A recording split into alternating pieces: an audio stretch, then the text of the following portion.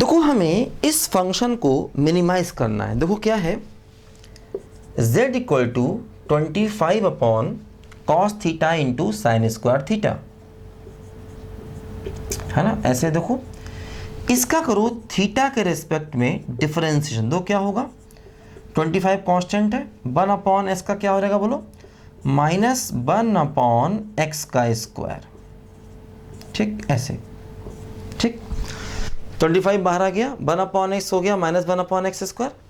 जिसे x माना उसे फिर से करेंगे D Y D theta cos theta into sine square theta, है ना। देखो क्या होगा, ये हो गया -25 अपॉन, देखो ये हो गया cos square theta sine 4 theta, देखो पहला फंक्शन इंटू दूसरे का differentiation 2 sine theta into cos theta, plus देखो दूसरा फंक्शन इंटू पहले का डिफरेंशिएशन माइनस साइन थीटा, और इस डिफरेंशिएशन को कर देंगे 0।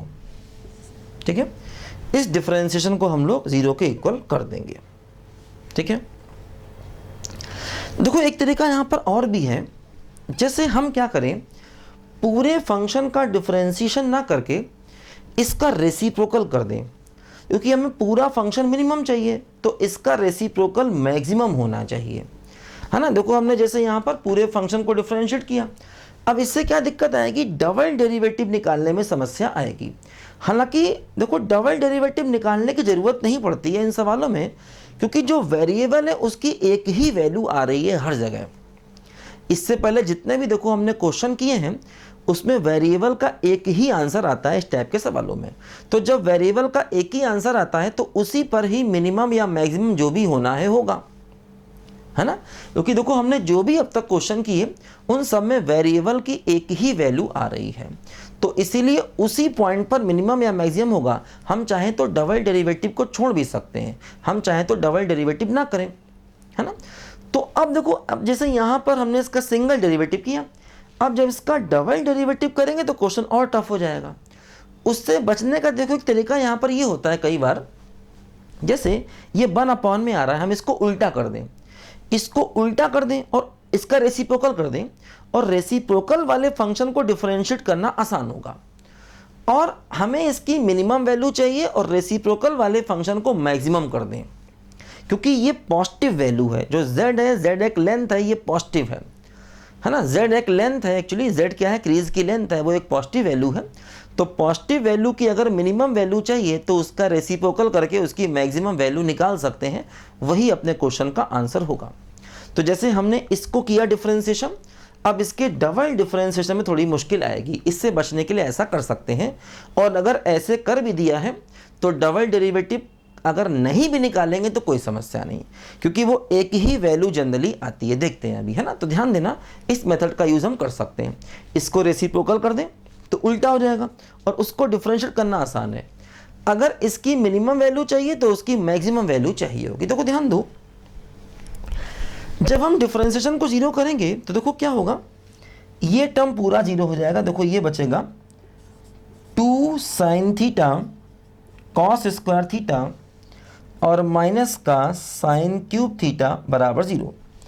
देखो साइन थीटा ले लिया कॉमन, तो 2 cos square theta minus sine square theta बराबर 0।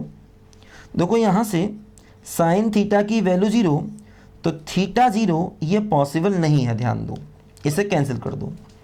फिर देखो ये क्या बचा, 2 cos square theta minus sine square theta बराबर 0। देखो इससे क्या फ़ायदा हो गया, 2 cos square theta equal to sine square theta, इसको इधर ले लो तो ये हो जाएगा साइन अपॉन कॉस, यानी कि टेन स्क्वायर थीटा, है ना। देखो ऐसे हुआ। अब यहाँ से देखो टेन थीटा की वैल्यू प्लस माइनस √2 आएगी, और माइनस वैसे भी नहीं लेंगे क्योंकि जो थीटा है वो 90 से छोटा एंगल है। थीटा जो है देखो वो एक्यूट एंगल है, तो इसलिए माइनस नहीं लेंगे, हम लोग टेन थीटा की वैल्यू प्लस लेंगे, ध्यान दो प्लस ये लेंगे। तो थीटा देखो एक ही आया, जब एक ही आया तो उसी पर इसका आंसर मिनिमम होगा, तो डबल डेरिवेटिव निकाल के चेक करने की ज़रूरत ही नहीं है। है ना। थीटा की एक ही वैल्यू आई है, क्योंकि अगर डबल डेरिवेटिव करोगे तो टाइम खराब होगा। हाँ, अगर आप 12 क्लास में हैं तो डबल डेरिवेटिव करके दिखा देना, है ना। लेकिन अगर आप आईटी एग्जाम दे रहे हैं और एक ही वेरिएबल का आंसर आया है तो आप डबल डेरिवेटिव चाहें तो ना निकालें, और निकालना भी है। अब इसको निकालना तो मुश्किल है, तो एक काम करो, इसका रेसिप्रोकल फंक्शन ले लो और उसका डबल डेरिवेटिव निकाल दो। अब देखो ध्यान दो, tan थीटा आ गया, ठीक। अब इसी पर मिनिमम होगा, डबल डेरिवेटिव नहीं निकालना है, आप चाहे निकाल सकते हैं। अब हमें क्रीज की मिनिमम लेंथ चाहिए, मतलब हमें z की मिनिमम वैल्यू चाहिए। देखो अब z हमारा ये है, z देखो क्या है, ये है 25 upon cos theta into sine square theta. अब देखो tan थीटा ये आया है ना। देखो tan थीटा कितना आया, √2। अब देखो tan थीटा √2 आया है, इससे हम साइन और कॉस निकाल सकते हैं। देखो इसको मिटा देते हैं। tan थीटा की वैल्यू देखो √2 आई है। अब हम इससे साइन और कॉस निकाल सकते हैं। तो कैसे निकालेंगे, एक ट्रायंगल बना लिया जाए। देखो ये थीटा है, ये हो जाएगा √2y1, है ना। इसको लिख सकते हैं क्या, बोलो, √2y1, और ये हो जाएगा under root this square plus square मतलब 3। देखो यहाँ से साइन थीटा हो गया √2/√3, और देखो यहाँ से कॉस थीटा हो गया 1/√3।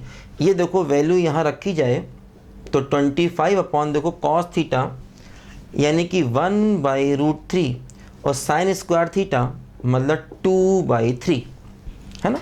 देखो यहाँ से ये आ गया, क्या बोलो, ये ऊपर जाएगा तो 25 इंटू 3√3/2।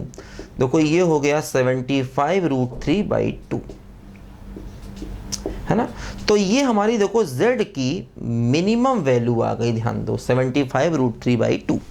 क्रीज की मिनिमम लेंथ देखो ये आ गई। तो थोड़ा टफ क्वेश्चन है, लेकिन करो ऐसे क्वेश्चन, प्रैक्टिस होनी चाहिए, क्योंकि कुछ टफ कुछ इजी हर टाइप के क्वेश्चन हम लोगों को करने हैं। अच्छे क्वेश्चन करने, वैरायटीज ऑफ क्वेश्चन करने, वही मैं आपको करा रहा हूँ। करो बच्चों ध्यान से इसको पहले।